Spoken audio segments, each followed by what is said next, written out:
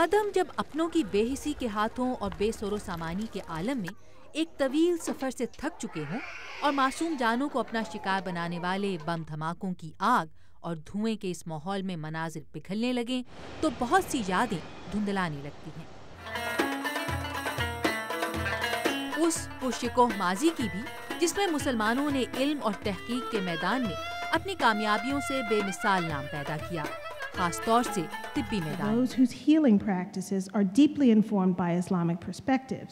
صوفی ازم سمیت مذہب اسلام کے مختلف پہلوؤں پر تحقیق کرنے والی ڈاکٹر کیلی پیمبرٹن کے بقول مذہب اسلام کی ایک اسکالر ہوتے ہوئے مسلمانوں کے ماضی کے قابل فخر کارناموں کو سامنے لانا وہ اپنی ذمہ داری سمجھتی ہیں، اور خاص طور سے طب اسلامی میں۔ یہاں لوگوں کو یونانی میڈیسن کے لفظ سے ہی واقفیت نہیں۔ طب اسلامی کی دنیا میں اتنے زیادہ طبی علوم، خاص طور سے بایو میڈیسن کی بنیاد ہونے کی وجہ سے مجھے احساس ہوا کہ اس کی اہمیت کو اجاگر کرنے کی ضرورت ہے۔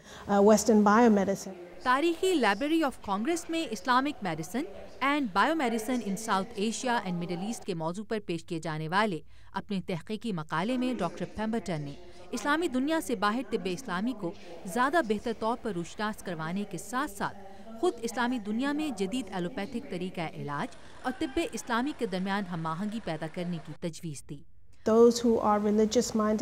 مذہبی رجحان رکھنے والے مسلمانوں کے لیے طب کا لفظ کئی مفہوم رکھتا ہے، جیسے کہ یہ کہ اسلام دنیا میں پروگریسو چینج لانے کی اہلیت رکھتا ہے، اور یہ کہ مسلمانوں نے علم و تحقیق کے میدان میں بہت سی کامیابیاں حاصل کی جنہیں یا تو نظر انداز کر دیا گیا یا چرا لیا گیا۔